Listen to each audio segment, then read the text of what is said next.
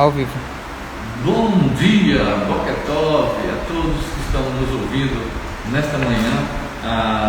Aqui em Manaus são precisamente 10 horas e 15 minutos, né? E nós estamos hoje aqui para esse podcast muito importante sobre um tema super interessante. Aliás, eu quero deixar um aviso aí que a gente vai estar fazendo algumas lives com um tema super interessante. Na próxima terça-feira nós estaremos falando de um tema muito importante: o cristão e a mídia. O cristão e a mídia. E vai ser um tema assim muito interessante, com um expert nessa área também, um pastor que é expert, tem expertise nessa área, e vai ser assim, um tema muito importante, tá bem? Então aguardamos todos vocês, vamos deixar aí já avisado, mas hoje nós temos esse podcast, essa conversa aqui, esse bate-papo aqui com o Shalia, Rabino Shalia Ícaro Moreno. Vai ser um tema muito importante. Ele é um amigo nosso, é um parceiro nosso, né?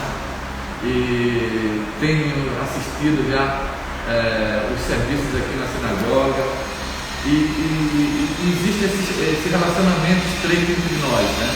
Cristãos e judeus. No início da igreja eles congregavam juntos, né? Não havia separação, havia unidade deles. E eu acredito que nesse tempo o Senhor está restaurando isso, o Senhor está trazendo de volta essa unidade, né? Mas a gente precisa entender isso, para que essa seja uma unidade correta, da forma correta. Então quero deixar aqui para o seu bom dia, Rabino Shalia Ícaro Moreno. Seu bom dia para nossos ouvintes. Shalom, querido apóstolo Dantas. Quero saudar todos os nossos internautas que nos acompanham agora nessa transmissão pelo Instagram, também pelo Facebook, daqui a pouquinho, e saudar todos com Shalom Shelemah, Shalom completo. Shalom por si só já é completo, mas nós acrescentamos o Shalom Shelemah para dizer que ele seja mais completo ainda, que cada pessoa que nos assiste receba agora no nome de Yeshua, que é a Shalom personificada, e é a verdadeira paz de Adonai para todos Israel, para todas as nações. Então, a nossa saudação nesse momento é uma saudação de Shalom, e desejar a todos nossos irmãos, judeus messiânicos, judeus tradicionais, nossos irmãos evangélicos, católicos, das religiões afro também, que possam estar nos acompanhando agora, todas as pessoas que têm essa boa relação de tolerância religiosa no nosso Brasil. É uma satisfação estar com todos vocês. Amém. Então vamos lá. Eu tenho notado esses tempos, Rabino, que tem havido esse secretismo, né? Religioso, judaísmo e cristianismo. Até porque eu estava conversando com o professor Bejuino, e as pessoas têm uma ideia errônea sobre o judaísmo. O judaísmo é uma religião, não é o povo judeu. Mas a gente coloca esse povo judeu, mas o judaísmo é uma religião, né? E tem havido esse secretismo do judaísmo e o cristianismo. Hoje, há muitos anos atrás, a gente via isso. Só para explicar aqui que a gente está usando máscara. Pode tirar? Vou tirar aqui um pouquinho para ver se melhora um pouquinho.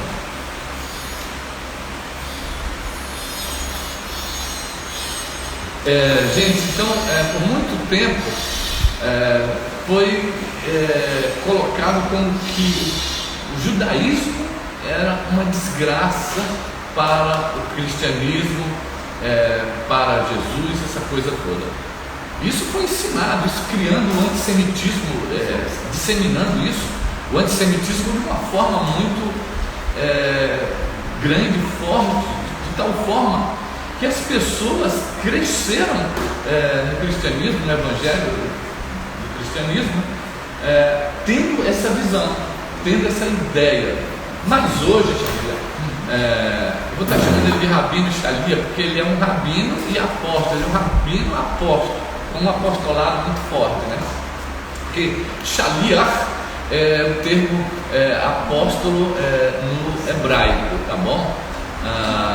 Que, aliás, isso é uma coisa que a gente vai depois estar perguntando, falando com o Shalia, com o rabino Shalia, sobre essa questão do apostolado, né? Que as pessoas se confundem, cria uma coisa totalmente fora do real contexto da coisa, né? Então o judaísmo foi sempre ignorado pelo povo cristão, mas hoje, na contemporaneidade, o que a gente está vendo é que está havendo um retorno. Lá em Atos capítulo 3, verso 21, as escrituras sagradas nos falam de um tempo da restauração, que o céu está detendo Yeshua até um tempo da restauração de todas as coisas, pela qual foi falado pela boca dos profetas antigos. Eu estou vendo que essa restauração está acontecendo. Esse versículo Atos 3:21 está acontecendo, está havendo uma restauração. E é por isso do meu livro, que aqui está, eu falo sobre isso no livro, é a questão da restauração da identidade apostólica da igreja contemporânea, né? Eu entendo que para hoje essa restauração está acontecendo, só que em tudo isso a gente precisa tomar certos cuidados, né? Para que as coisas não sejam atropeladas. Porque o que eu vejo, a primeira coisa que eu gostaria de perguntar ao rabino seria: qual a diferença hoje, porque há um sincretismo dentro das igrejas, qual a diferença do judaísmo messiânico para o cristianismo? Querido apóstolo e todos que nos acompanham, é muito importante essa palavra sincretismo. Vou começar pela palavra que o senhor utilizou. Nós devemos perguntar: quem sincretizou? Quem sincretizou? Foi o judeu ou não judeu? Bem, o judeu permaneceu firme no seu contexto de fé inalterável nesses 2000 últimos anos. Na verdade, quem misturou não foi o judeu. Quem misturou, a partir de um dado momento da história, foi o surgimento do cristianismo imperial. E nós que estudamos um pouco de teologia, eclesiologia, eu também, além de ser formado em teologia judaica, eu também sou bacharel em teologia. É preciso lembrar que o cristianismo primitivo, que chega ali no limiar do quarto século, grande parte dele não estava sincretizado. Nós temos aí informações históricas no norte da África, praticamente 500 anos dentro da era comum ou da era cristã, que se guardava ainda o Shabat. Nós temos aí até o segundo século a Páscoa, o Pêssah, sendo guardado pelos cristãos, principalmente orientais, com a mesma data do calendário hebraico, 14 de Nissan, né? E aí vinha as tradições judaicas, que é a base da fé cristã, eu digo a tradição judaica bíblica. Então, quem sincretizou? Obviamente foi o contexto que se formou a partir do quarto século, aquele desejo de alcançar logo, de evangelizar logo, né? Ao invés de conversão, virou adesão. Verdadeiros reinos que, através de missionários cristãos, no quarto século, quinto século, está aí a história até universal para comprovar, que se converteram em massa, né? Aquele cristianismo dos primeiros séculos de Alexandria, por exemplo, que foi um dos grandes berços cristãos da humanidade, onde uma classe de catecúmenos demorava aproximadamente 3 anos, ele foi completamente suprimido. O rei se convertia ao cristianismo, a rainha se convertia ao cristianismo, o reino todo tinha que ser batizado. Então nós deixamos de ter aí os grandes processos de conversões, né? Porque obviamente mesmo nesse período imperial nós tivemos figuras aí no cristianismo de grande expressão piedosa, não podemos deixar de reconhecer isso, homens que dedicaram a sua vida à causa do Evangelho, mesmo no período da formação do catolicismo imperial. E lá na frente, no período da Reforma Protestante, nós tivemos também grandes ícones, né? Mas que privilegiaram, colocaram o conceito fé acima de qualquer outro objetivo, né? Era a fé pela fé. E aí não se reparou, por exemplo, algumas doutrinas, alguns conceitos desses povos, por exemplo, o culto dos heróis, que entrou na igreja, né? A mudança do cânon, a forma de ver a Bíblia, não da forma originalmente judaica, e aí outras celebrações que foram sendo inseridas, e o Messias, o Cristo judaico, que ele foi tirando Talit, foi tirando as tradições judaicas, e nós tivemos realmente um Cristo mais gentílico, né? Isso também nós entendemos que é uma evolução do processo da fé. Às vezes algumas pessoas questionam assim, mas tudo teria que ser como foi originalmente. Depende do que eu entendo de originalidade, porque se nós formos sermos extremamente radicais nesse ponto, então nós não podemos nem sentar nas igrejas em cadeira. Vamos sentar em bancos de pedra. Se isso é restauração, isso é originalidade, então nós precisamos rever esse conceito. Então quem sincretizou? Eu penso que quem começou a sincretizar não foi o judeu. Yeshua continua sendo o Messias judeu.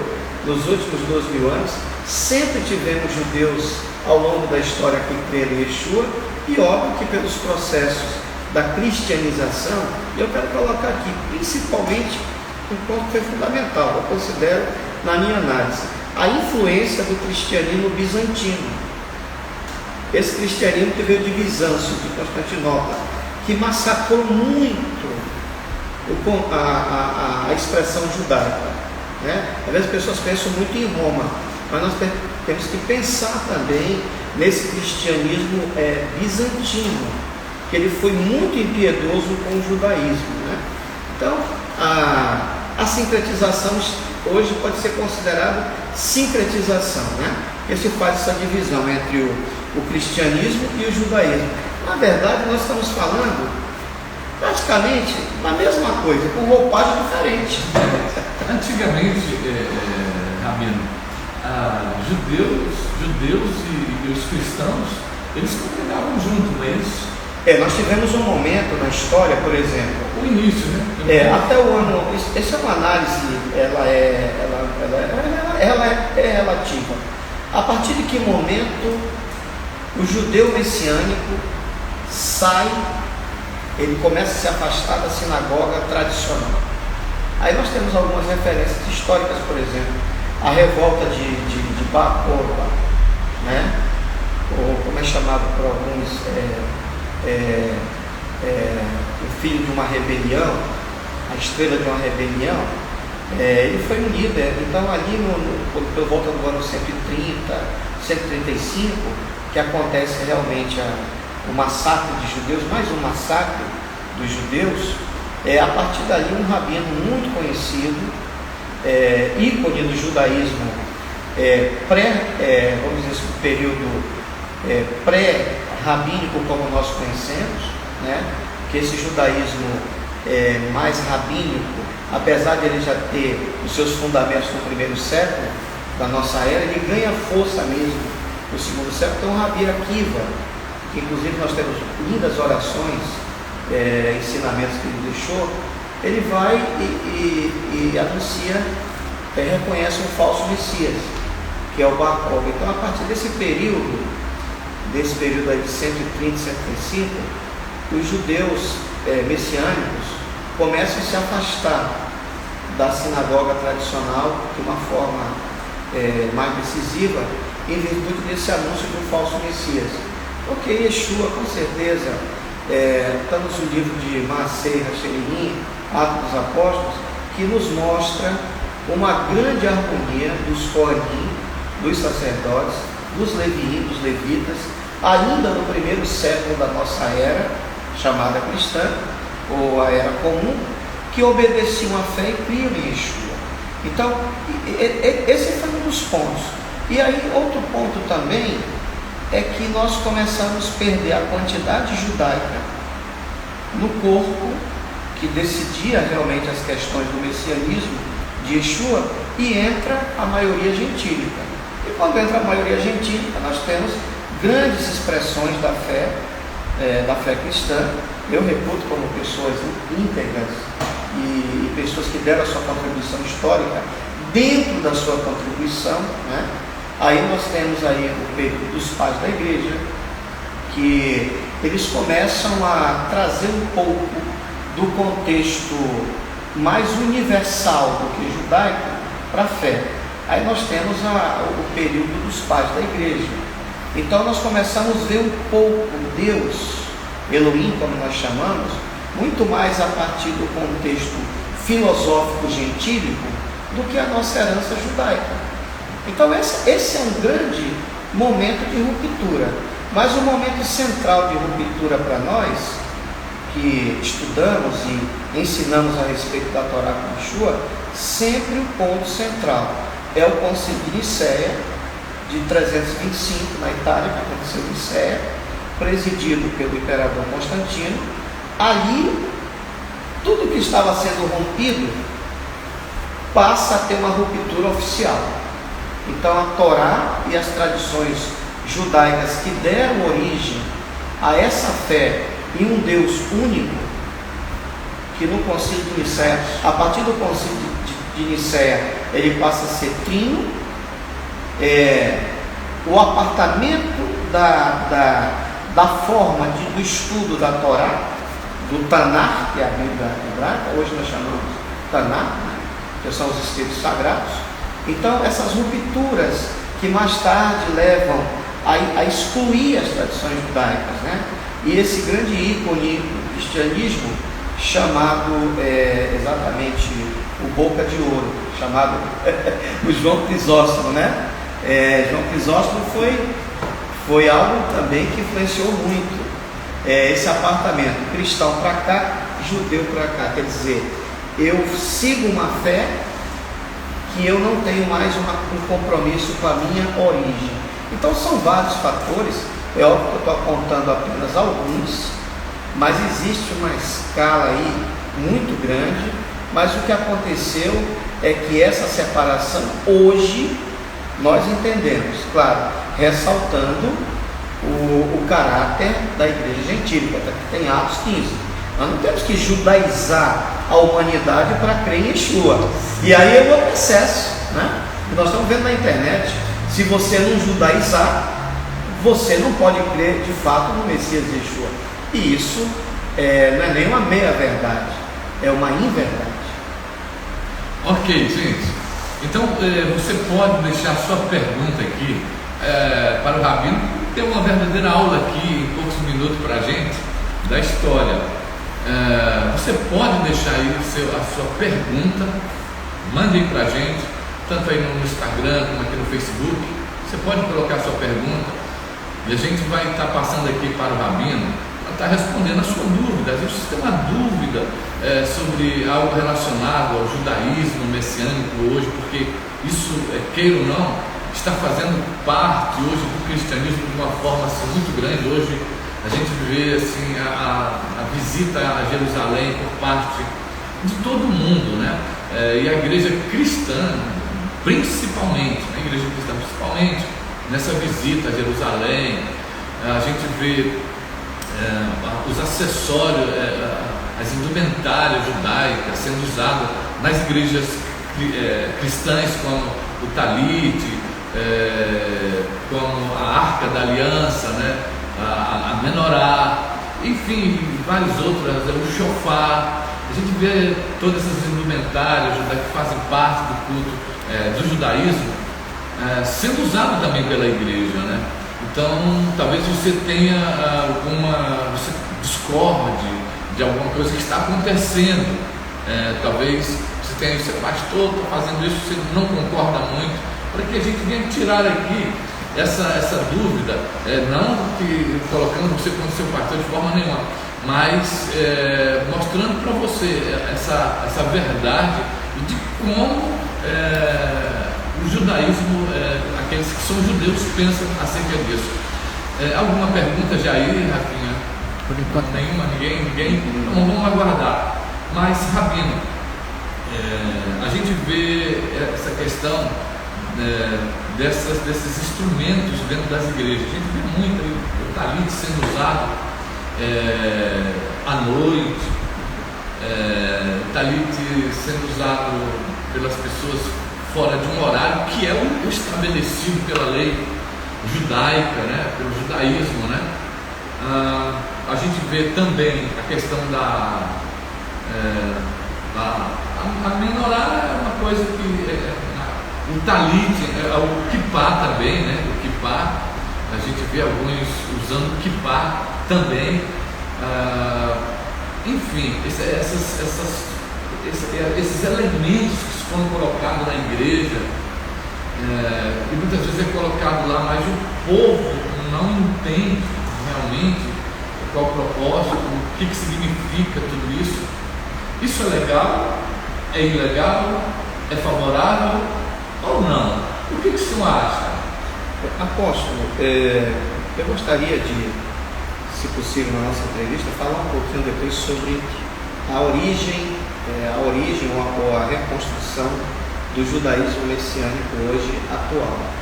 E remonta aí ao século retrasado, mas ele nasce, está registrado lá na Bíblia, obviamente em Atos dos Apóstolos, como começou o messianismo em Israel. Mas esse é um tema muito polêmico, e a gente é muito procurado às vezes por pessoas, mesmo da fé cristã, que dizem assim: olha, Rabino, o senhor faz um bar mitzvah para o meu filho aí na sinagoga?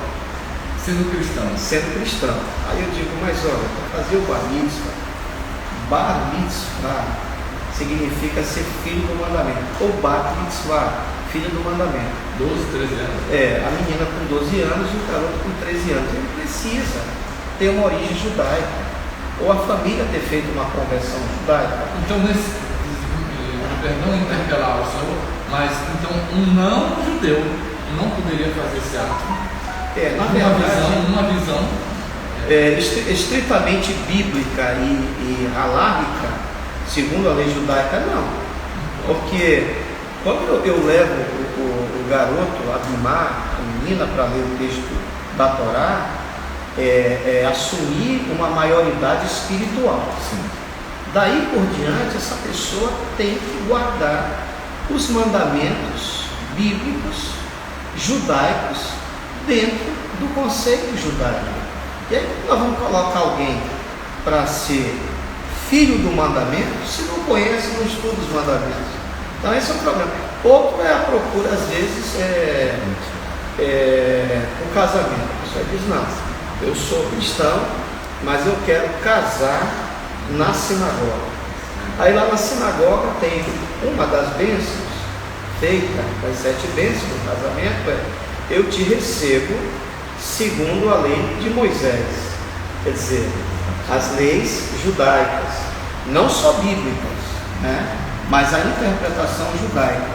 E como você vai casar na Rupá, que é o padre nupcial, você vai receber aquela bênção e você vai viver segundo as leis da Torá, as leis judaicas, se você não conhece. Então você está empurrando um casal para o precipício.